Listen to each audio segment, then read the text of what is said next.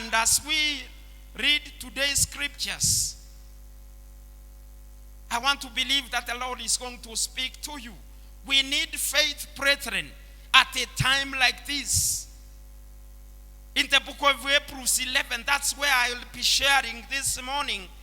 It says, now faith is the substance of things hoped for. I pray that God will help us to have the now faith. Now faith is not yesterday, not tomorrow. It is now. Faith is. Faith is required in our day-to-day life. A Christian, we cannot live by sight. We cannot live by what we feel. We need to be led and walk by faith, not by sight. And when a Christian ceases to live by faith, then he ceases being called a Christian. So we don't have an unbelieving Christian. I want to encourage us as we hear about faith this morning. Let us walk by faith. Now faith is the substance of things hoped for, the evidence of things not seen. That is the definition of faith. It's a substance of things hoped for. What are you hoping for this year?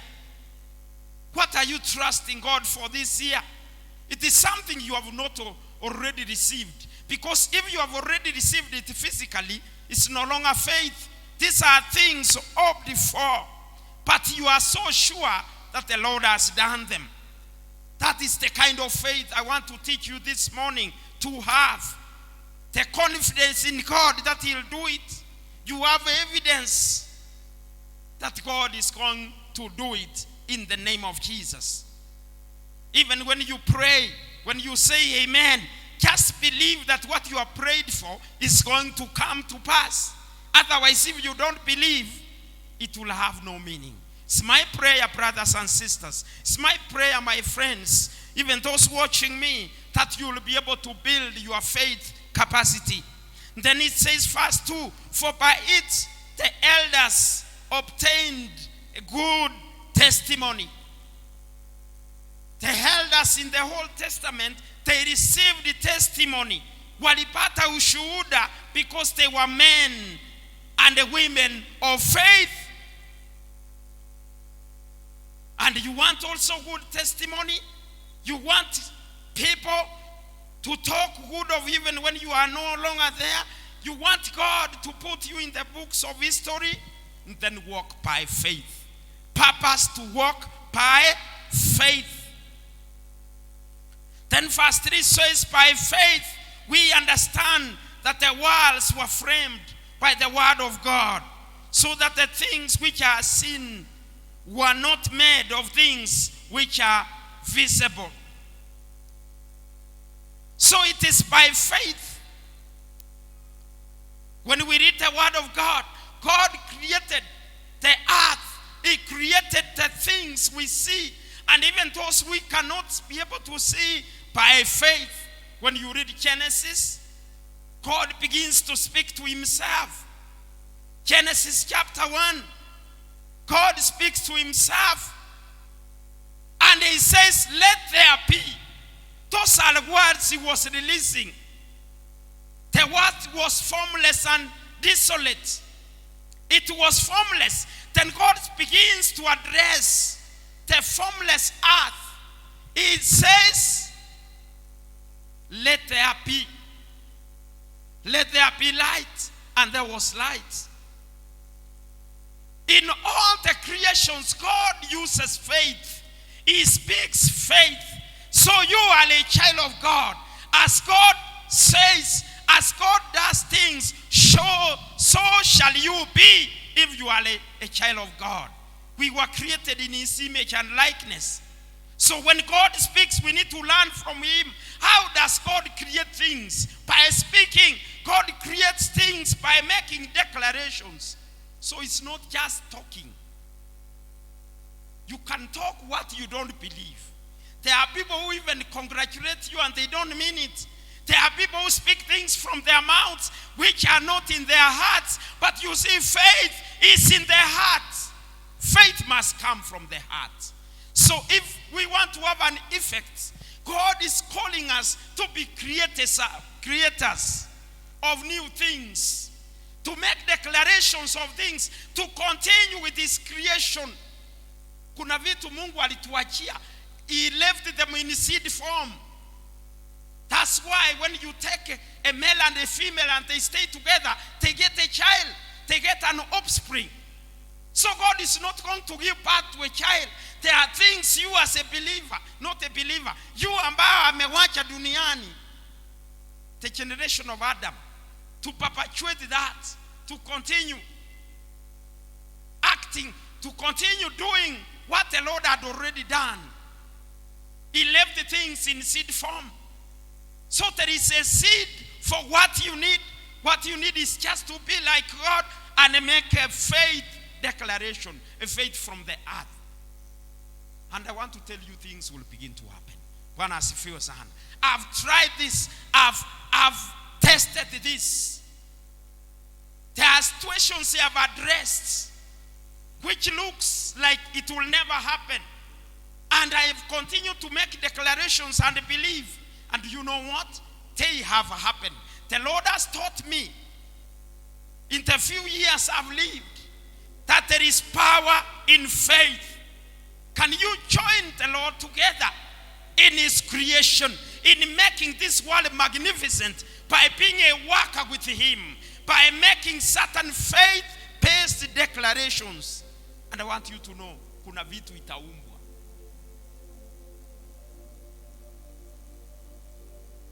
In the gift of healings, I've listened to great men of God and women of God, who even you'll find somebody was removed a particular organ from his body. Even a womb or uterus is not there. They were told you will never conceive. It was literally removed. It's not there. But when a servant of God makes a declaration, his faith and the faith of the one being prayed joins together. Do you know what? It is confirmed that the wombs are created. Can you say amen? Wombs are created. Then you will ask, these wombs is inatoka wapi? Watu wanasema ni uchawi. Sio uchawi. In the spiritual realm of God, you can create something. You can recreate something which is not there. I used to listen to Benny Hinn. He's a great minister of the gospel. He's now growing old. God has used him mightily in miracles. And I could hear him pray and say, Lord, recreate. God, recreate his sight. God, recreate his speech. God, recreate his hearing senses. They were deformed. You know, when God was speaking in Genesis and he was saying the heart was formless and desolate. In other words, previously, it is possible the world was in order. Something happened. So God is recreating the earth in Genesis chapter 1. And I want to tell you, it can happen. It can happen. God can implant a new uterus. God can implant a new womb. God can implant a new organ, even the lungs which are finished. God can recreate them anew through faith. I want to encourage us that our faith levels will begin going up. I taught you another Sunday about levels of faith. Kuna no faith, there is little faith, and there is great faith. May you grow your faith to the level you can believe God for impossibilities, things which are not there. The Bible is saying, by faith, we understand that the worlds were framed by the word of God. Word. Do you know how Jesus was conceived in Mary's womb? By the word. The angel came and spoke to Mary. Akamwambia, Hail Mary, for you are blessed. And then he continues to speak. These were words of God to Mary. And then as the angel spoke, Mary welcomed those words. As she was saying, let it be done to me. Mimba ilikuwa kwa tumbo ya uzazi yake. Something was happening physically, and that's how Jesus was conceived, as a seed in Mary. It was by faith. May that happen to your life. May you begin speaking to situations. Kuna vitu inahitaji iumbwe katika maisha yako, katika mahali unafanya kazi. Let us learn to make faith-based declarations. Hallelujah. Verse 3, verse 4. The Bible says, by faith, Abel offered to God a more excellent sacrifice. I am talking about faith that can be seen.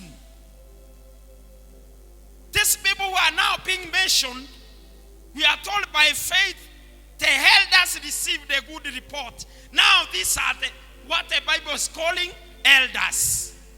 They received a good report by faith.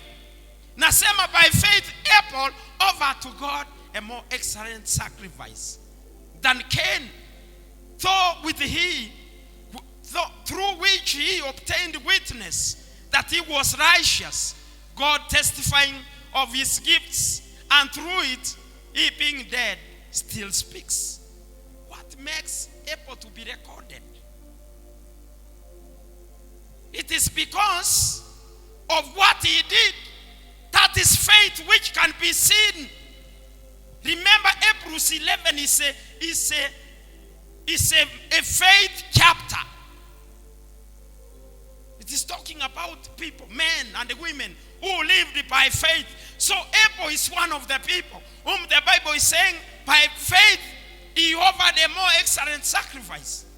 What does that mean? If you wanted to see the faith of Abel, you just needed to look at his actions.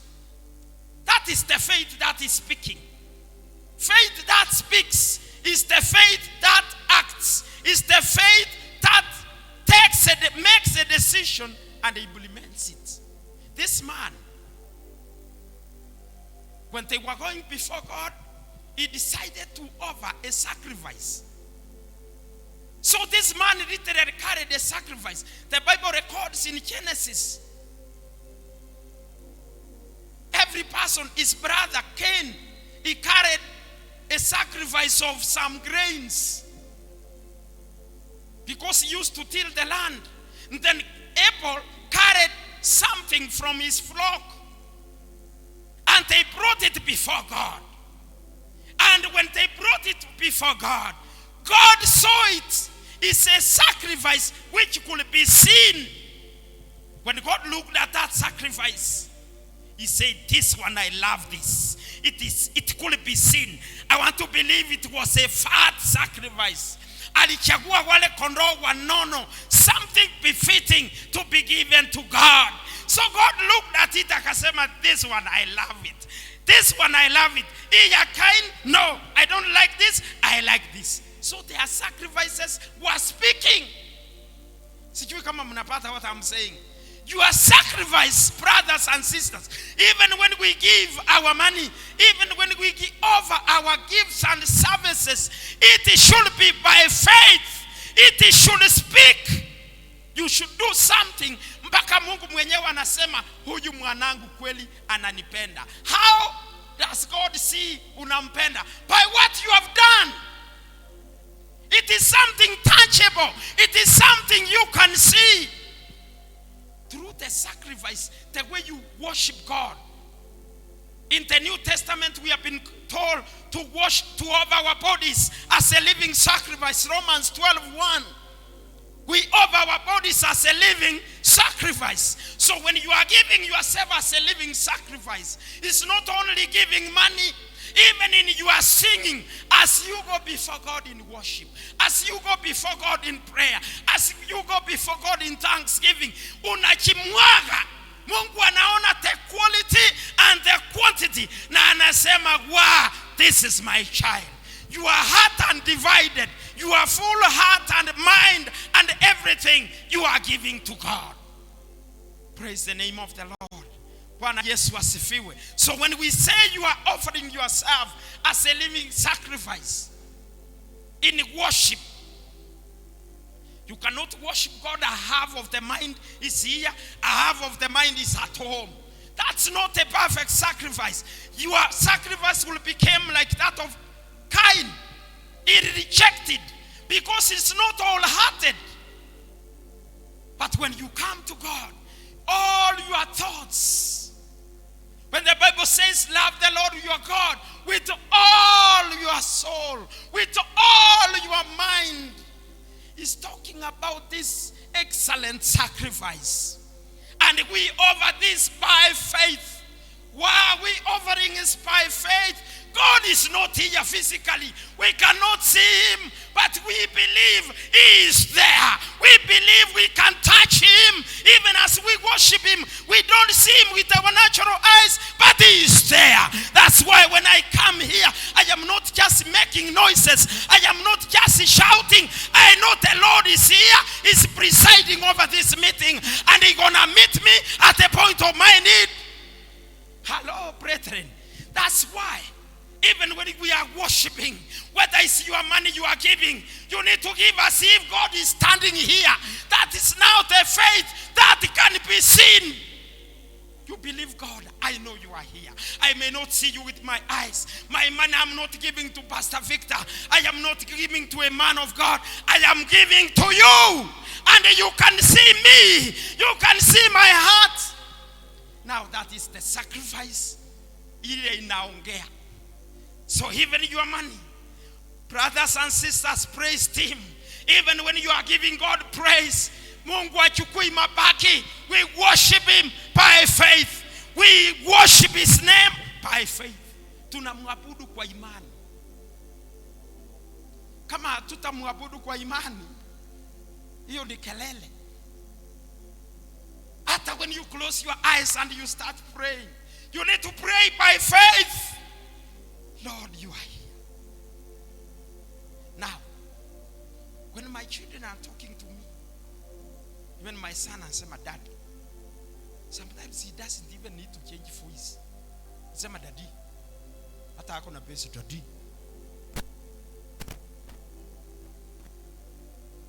I need, there's a book I need. That does not mean putting emotions to what you are saying is wrong. No. It depends on where. Kuna wakati even our children are emotional, they cry. Then it depends on the situation. There is a normal situation. I say, Daddy, I need some pocket money. He doesn't need to cry for pocket money. I say, Daddy, need pocket. Because he can see me and I say, you need my dad. Now, when we go before God, even though we can't physically see him, it takes faith to believe that he's here. I am speaking to a real person, not an idol. That's why in some religions, because it's so difficult to conceptualize God, wametafuta kitu kukusaidia uangalie kwamba ni Mungu. So wametengeneza kinyago, wameweka somewhere, so that mtu anaenda anaona this is God. So they can kneel next kwa hiyo kitu. Sanamu.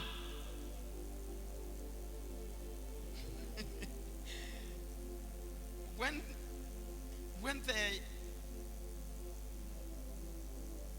the Indians were bringing their God, you know their gods are here, iko pale karibu na mati. Nyinyi hamukuona how they were received here in Bomet. I happen to be here. Ilikuwa inasindikizwa, ilikuwa imewekwa kwa tractor. And it happens in the tractor ya mshirika wetu, Manaita. Martina ite daktari. Ikawekwa kwa tractor, wamedecorate. Then hiyo kibox kuna tu vitu hapo inakaa kama watoto wazungu.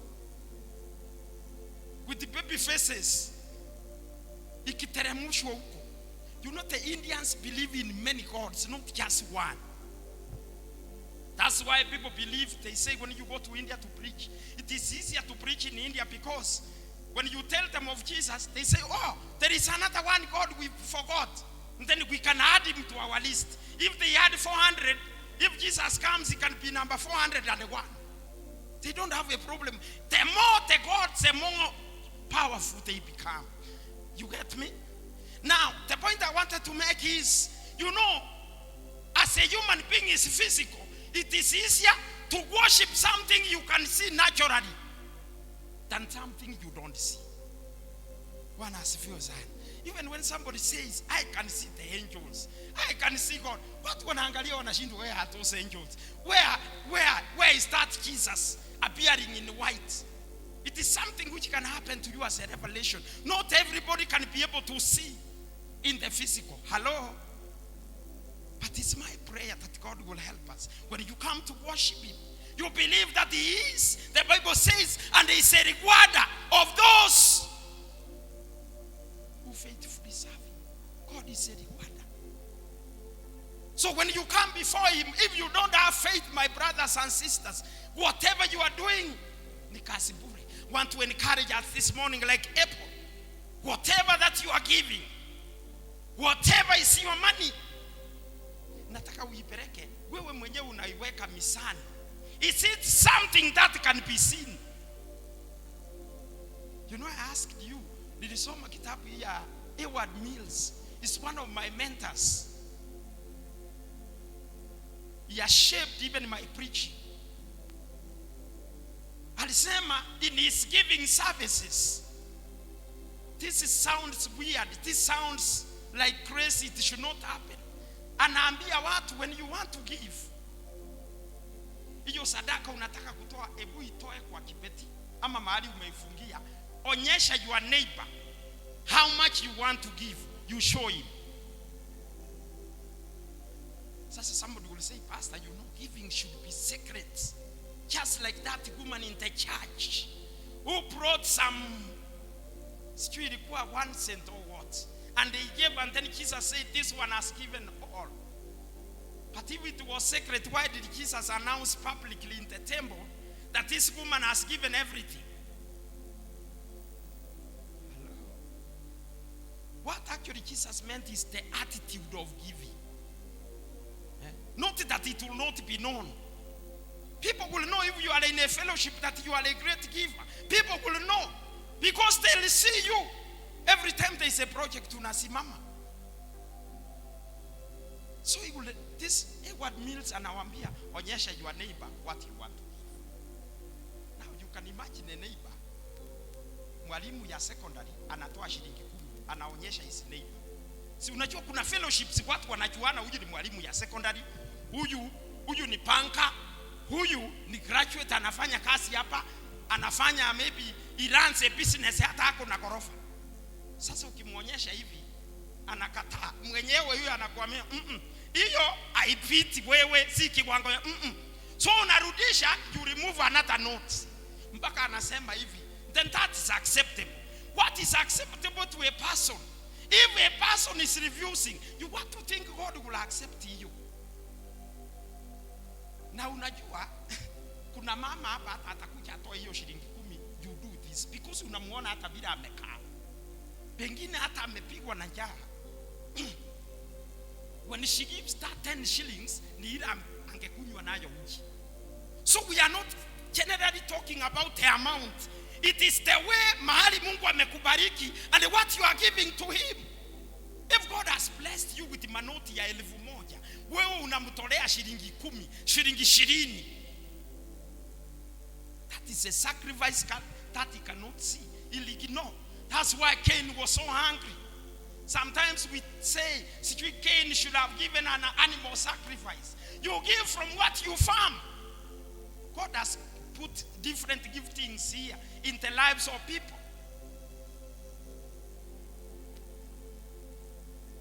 There's a long time I thought about the giftings even of our communities. Communities are the people who began kama mtu moja. There are those ones God had put the gifting of singing. Wengine ni blacksmith, watu ya biashara, ndio wa viwanda. Wengine ni wakulima, wa shamba. So you bring what God has blessed you with. I want to challenge even those watching me, listening to me. Kuna watu wanasema, Pastor, mimi sina kitu ya kutoa kwa kanisa. Kuna miti ulipanda imekuwa kubwa unauza. Mti moja unauza shilingi 10,000. Why don't you see that as money God has given you? Unasema mimi sina mshahara, but you uko na kuku. Do you give those cuckoos? These guys literally brought their produce. It was not in money form. Wakabeba. But from the quantities and the quality, it could speak. I want to ask you this morning. Do you are giving speak? Kile vitu unatolea Mungu inaongea. Ama you feel umetupia pastor hapo shilingi 10. If that is the attitude, then you better not give, because you are not giving by faith. And it's wide, as I have said, than just giving money. I should be finishing this message. So, Abel was written there. Of course, kuna Cain, but Cain is mentioned as a bad example. So when you read the Bible, kuna watu wamementioniwa as a bad example, how not to do it, how not to live. Na usiyote mtoto Cain. I was reading something online and somebody was saying there are 15 names you should never call your child. And one of them, the first one, he said Lucia. Lucia comes from Lucifer. Then another argued and said, you know, Lucifer was a good name. Before the devil fell, that Lucifer was morning star. That is a wonderful name. But kuna zingine lists. I was wondering, some names like Leonard in English, where they have originated. Some names are from Germany. They have some very evil connotation, just like other names. Kuna zingine walikuwa wanasema it means snake. Imagine walking in a China when it's snake. Haki. We don't know the origin of these names. That's why itaata mtoto Baraka. Ama upendo. Kama Watanzania wanasema upendo. Upendo zawadi. Something you understand. But what I'm saying is, Abel offered an excellent sacrifice. A sacrifice which was speaking. Ilikuwa inaongea. So that even if he's dead, kuna vitu unafanya wapendo unakumbuka hata wakati umekufa. Na sio kitu hivi. It's something you do. Mpaka watu wanasema kweli, this man was a worshiper. This woman loved God. By what you do. Faith that can be seen. If that faith cannot be seen, it's not faith. May God help us this morning. I'll continue about the faith. First inasema, by faith Enoch was taken away so that he did not see death, and was not found because God had taken him. For before he was taken, he had this testimony. That testimony is what is important. Why did God take Enoch away? Wanasema there are only two people who never saw death. One of them is Enoch. The next one is Prophet Elijah. He was taken up in a whirlwind. All the rest of the humanity, they died. Even Moses died in the mountain. But these two guys, Enoch, inasema by this, his testimony, he had this testimony. Let us hear the testimony. That he pleased God. There's somewhere where it's written, Enoch walked with God. He walked with him wholeheartedly until God was in love with him. Walitembea na yeye, wakatembea mpaka akadisappear from the physical realm, akaenda to the spiritual, na akaenda hivi. Bwana asifiwe sana. Can you imagine that? Mtu anasama na Mungu, anamuabudu mpaka Mungu anaamua wacha nichukue huyu mtu ajoin ile ranki ya malaika, aende kukaa na mimi. He worshiped God. It's something which left a testimony. He pleased God. And I want you to see something here. As much as people may be a witness of what you are doing, the really true church is God. People may judge wrongly. People may look at things in a wrong way. Hata hiyo mtu anaona pesa unatoa, it could be wrong. You can even give 500. Na pesa umepata umebarikiwa, umepata pesa milioni 5. Sasa milioni 5 na hii umetoa shilingi 500. Hata nyinyi mnaona si inapitana tu. So the really true church is God. Because this testimony is recorded here. The person who affirmed and put a tick, sio mtu, is God. Inasema this man pleased God. May you have faith that will please God. May you have a worship and a sacrifice which will please God. You know, kuna giving which can please a pastor, but it does not please God. If it is done with wrong motives, it is done for show, it can never please God. But endeavor, desire that whatever you do, you want to please God. Unataka ufurahishe Mungu. Unataka uguse moyo wa Mungu. That's why when you come to the church, brothers and sisters, don't mind that people are looking at you. Don't mind that kuna mtu ako karibu na wewe. If you want to kneel, kneel.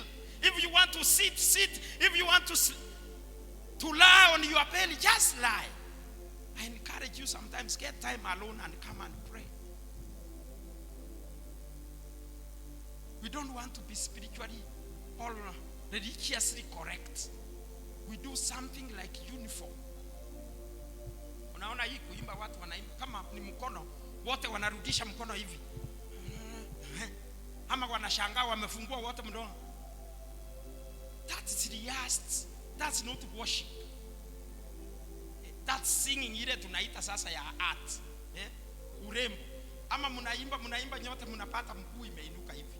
Mnaihangisha kwa hewa even for some seconds. It is looking good. But you see, when it is worship, it comes from a personal heart, mtu mwenyewe. Mwingine unasapata ameinua mikono, mwingine amepiga magoti, mwingine hata analilia Mungu anatambaa. Because you have come to a reality face to face with God. You believe that he exists. Blessed be the name of the Lord. I want us to stand up. I am speaking about faith that can be seen. This message is going to be continued in our subsequent services. You can join us in our online platform. Those of us who want this continuation, we are in our Facebook page, Shalom Deliverance Church International. You can like our page. We are also in YouTube, because I feel we need to have faith that can be seen. Can you raise your hand and say, Lord, give me faith. Help me have faith which can be seen. Ebu ongea kwa sauti. God, give me faith. Help me to have faith that can be seen. Tangible. When God created the earth, you know, it was visible. Now we have the earth, we have the planets. It's no longer secret what he made. It's tangible. May that faith be tangible. Our Father and our God, in the name of Jesus Christ, I want to thank you this morning for your word. Thank you for speaking to us. Thank you for ministering to us. Help us that we may rise up in faith, that we may walk just the way you have walked on earth. You have set an example on how we should live. We purpose to walk by faith, not by sight. Father, help each and every person who has listened to this message, that they may be able to walk by faith, not by sight. I bless you in the name of the Lord, and I implore you in the name of Jesus, walk by faith. You are going through a hard situation. When you look at it with your physical eyes and with your mental judgment, it's a situation beyond you. But with God, all things are possible. Approach the throne of God with confidence. Approach his throne with faith, believing that he's able to meet you. Unaweza kuwa you are sick, be healed. Unaweza kuwa uko na shida zimekusongamana, allow God to touch your life. Tell the Lord, heal me. Tell the Lord, touch me in my condition. Lift me to another level for your glory. Father, I bless you. I thank you for those who have listened to this word. May it bring a transformation and a healing. And I pray in the name of the Father, the Son, and the Holy Spirit. And the church said amen. If you are not born again, you can make this prayer. Say, dear Lord, in the name of Jesus, I give my life to you. I declare from today, you be Lord and Savior of my life. I decide to follow you all the days of my life. In Jesus' name, amen. If you have made that prayer, purpose to walk with the Lord. If you have never gone to church, you can find a church near you which teaches the word of God. If you are in Bomet, you can find us here. We are situated along Bomet, Kablong, Narok Road. Just along the highway. You are welcome to worship with us. I bless you in the name of Jesus. Until we meet again, Reverend Victor, wishing you a walk of faith in Jesus' name. Amen. God bless you.